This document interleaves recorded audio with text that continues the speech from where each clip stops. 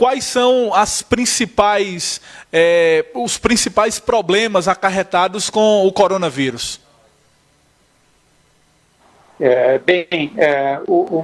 Eu acho que a primeira coisa que nós temos que ter em mente é que é um vírus novo. O fato de ser um vírus novo significa que a população não tem imunidade contra o vírus. E isso significa que o vírus, encontrando pessoas, vai provavelmente ter a capacidade de infectá-los até que a pessoa desenvolva imunidade. E a epidemia tem se alastrado rapidamente pelo fato de ser um vírus novo e a população mundial não ter uma imunidade ainda contra o vírus. Diferente, por exemplo, de alguns vírus de gripe que circulam de tempos em tempos.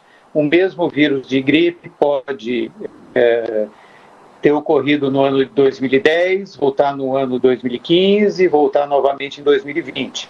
Uma parcela da população já vai estar imunizada porque já teve um contato anterior. No caso do coronavírus, do SARS-CoV-2, como ele é chamado, é um vírus novo. Doutor Eduardo Algrante participa ao vivo do programa e eu gostaria que o senhor pudesse também trazer detalhes sobre, como o senhor mesmo disse, é um vírus novo e está causando um impacto muito grande na sociedade. Já se tem confirmações de que esse vírus, de onde ele surgiu, se foi transmissão animal, o que realmente causou essa transmissão desse novo vírus, essa mutação? Então, em princípio, aparentemente, ele é um vírus que se desenvolveu em animais e que deve ter sido transmitido de morcegos para humanos. Isso é o que se acredita no momento, certo? Ele teve uma fase de mutação e de desenvolvimento dentro de animais silvestres e pelo hábito de se alimentarem com animais silvestres, possivelmente as pessoas se contaminaram. E, em princípio, parece que isso começou na China. Doutor Eduardo, e como é feita a transmissão do vírus? A transmissão do vírus é feita através de gotículas, principalmente de gotículas de secreção nasal e quando nós falamos também, a gente emite gotículas, né, de pessoas que estão contaminadas. Isso é o principal meio de transmissão. E, aparentemente, existe também uma possibilidade de que isso seja transmitido pelas fezes. Tá? Não é exatamente bem conhecido qual é o impacto de fezes contaminadas em termos de transmissão.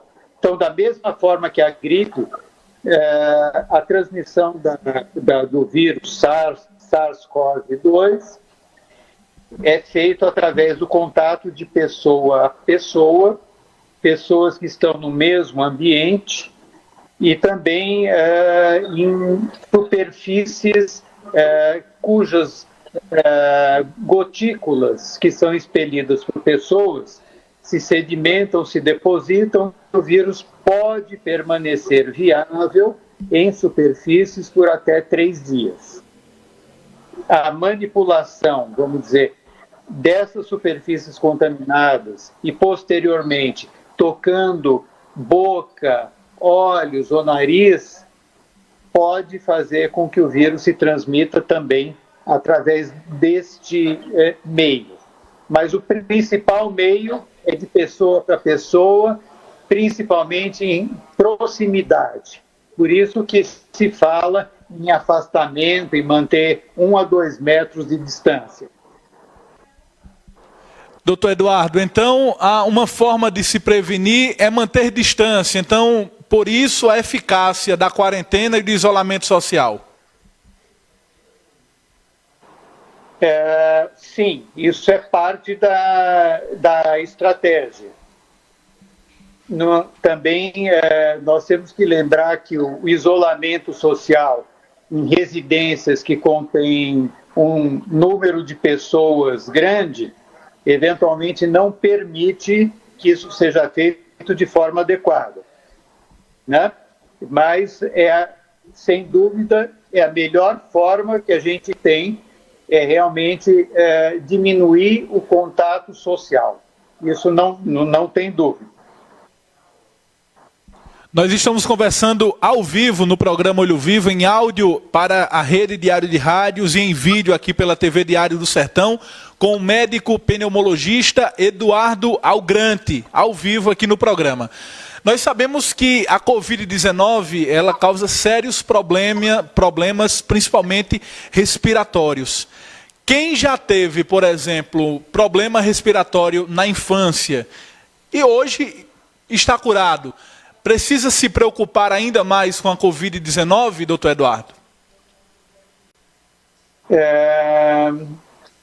Provavelmente vocês estão se referindo a pacientes que foram asmáticos. Isso. Na infância. Tá? Eventualmente, um percentual de asma na infância se cura e a pessoa não tem mais nada. Um percentual de asmáticos persiste asmático pela vida toda e um percentual tem um período de acalmia e ele pode voltar a ter sintomas anos depois. Então, não é uma coisa muito simples de responder. O que eu poderia dizer? Pacientes com doença pulmonar ativa, seja asma, seja doença pulmonar obstrutiva crônica, seja a presença de dilatações nos brônquios, que são chamadas bronquiectasias, são pacientes que têm maior risco de desenvolver formas mais graves da doença. Nós estamos conversando ao vivo com o doutor Eduardo Algrante aqui no programa. Outra dúvida, doutor Eduardo, como é feito o diagnóstico para a Covid-19? Eu iria até mesmo além, diante desse diagnóstico desse novo vírus, como o senhor acabou de falar no programa, qual é a diferença, por exemplo, de um pulmão de quem é saudável para quem está acometido com a Covid-19, que é até uma dúvida frequente. Qual o impacto realmente que esse vírus causa no pulmão? São duas perguntas. Vamos começar pela questão do diagnóstico. O Ministério da Saúde, no momento, registra casos só quando existe uma confirmação de laboratório da presença do vírus. Outros casos que clinicamente são suspeitos, porém não têm confirmação da presença do vírus, não estão sendo computados no momento. Então, esse é um teste que é feito através de um raspado da mucosa nasal e uma reação biológica que identifica a presença do vírus. Tá? E esse é o exame que está represado em todos os estados do Brasil, e eu não sei se inclusive todos os estados. Nós estamos ao vivo com o doutor Eduardo Algrante. Nós iremos restabelecer o sinal com o doutor Eduardo, para que ele possa até mesmo concluir o raciocínio. Nós tivemos uma queda na conexão, doutor Eduardo. O senhor pudesse falar ainda sobre a questão do diagnóstico da Covid-19. Sim. Eu não sei onde que eu parei, mas vamos retomar. O Ministério da Saúde registra casos só a partir do momento que existe a confirmação da presença do vírus no paciente. A grande maioria dos pacientes com sintomas suspeitos não fez o teste, não fará o teste, ou o teste está aguardando feitura. Muito bom, esse é o principal teste que ele identifica o vírus. Tem um outro teste que foi importado e que chegou essa semana ao Brasil, que já está sendo distribuído e já começou a ser utilizado em alguns locais, que ele não identifica o vírus, mas ele identifica a reação que o organismo faz de proteção, que são chamados anticorpos, né? Muito bom. O teste, esse primeiro teste que identifica o vírus, de maneira geral, ele começa a ser positivo depois de 4 a 5 dias que o paciente adquire o vírus. O teste do anticorpo começa a ficar positivo normalmente depois de uns 7 a 8 dias do contato com o vírus. Tá?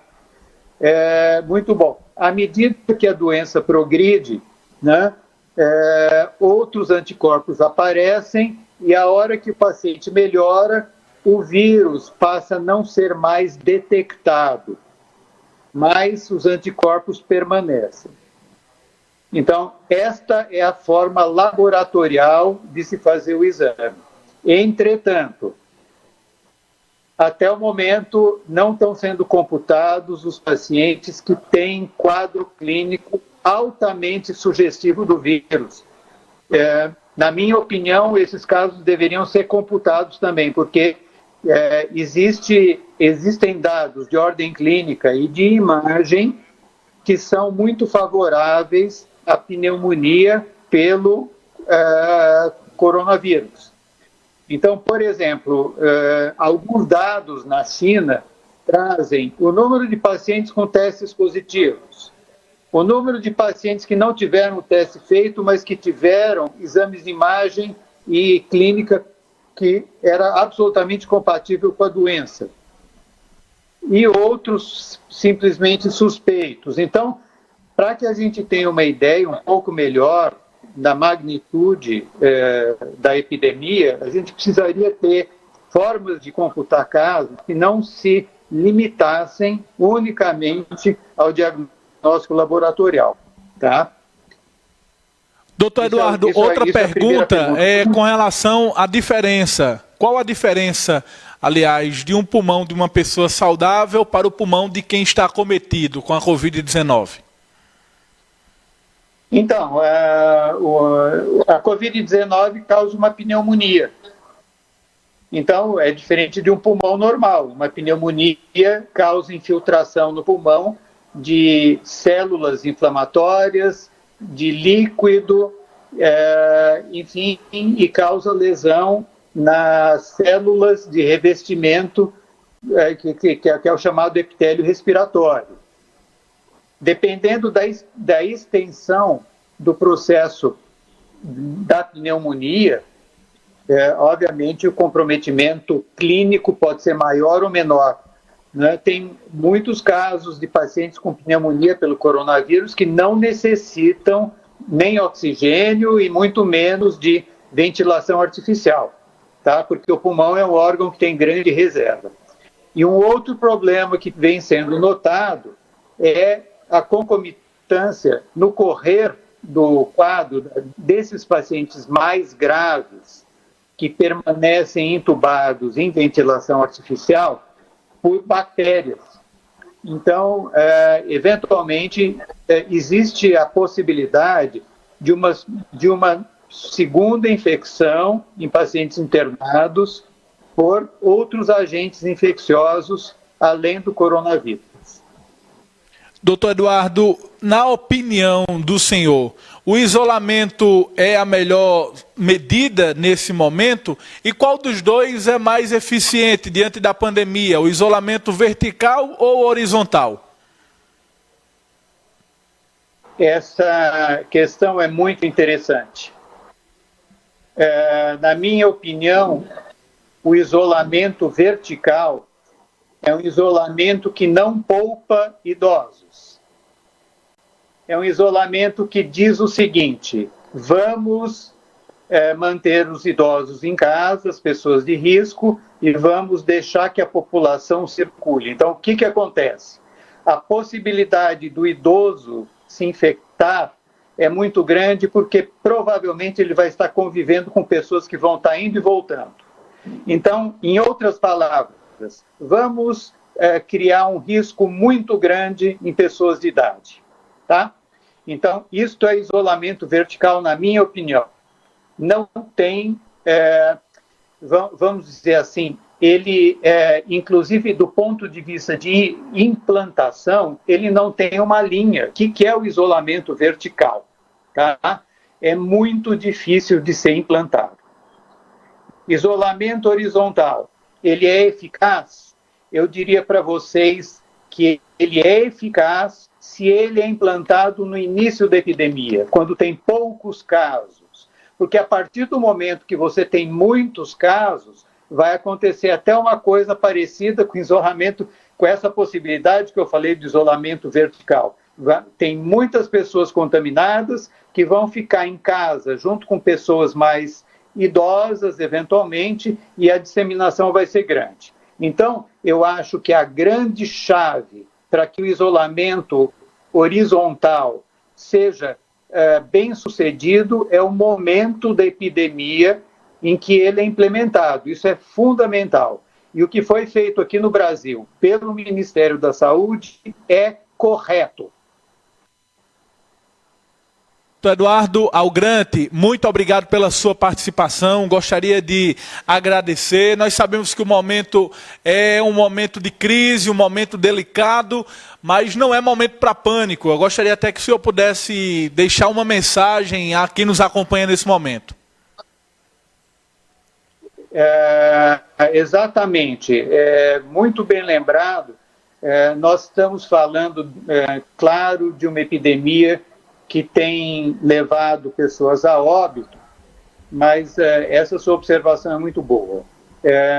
De maneira geral, a maior parte das pessoas que adquirirem o coronavírus vão desenvolver uma forma de doença leve. Ou então não vão apresentar sintomas em absoluto. As pessoas podem adquirir o vírus, desenvolver imunidade e serem absolutamente assintomáticas. Tá? Isso vai acontecer com a maior parte da população. Antes da gente concluir, eu ainda tenho uma pergunta que eu gostaria que o senhor pudesse até se reportar quanto a isso. Há a possibilidade de uma pessoa ser acometida do coronavírus e ele já se tornar autoimune? Um exemplo bem prático para as pessoas que nos acompanham poderem entender. Seria como uma catapora que a pessoa só tem uma vez na vida e não tem mais?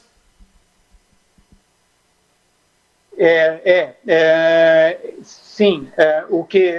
O que se acredita no momento é que a imunidade seja... a probabilidade é que a imunidade seja permanente. Mas ainda nós não sabemos. Isso quer dizer, é uma teoria baseada em outras doenças virais similares. Tá? Então, teve uma vez, não deverá ter outra. É o que se acredita no momento. Mas eu gostaria de deixar uma coisa muito clara. Nós estamos aprendendo muita coisa com essa pandemia. Vamos dizer, muitos saberes que estão sendo revistos, muitas condutas que estão sendo revistas com tudo isso. Infelizmente, está sendo uma experiência em vivo, ou seja, nós somos os objetos da experiência. Essa é a grande verdade.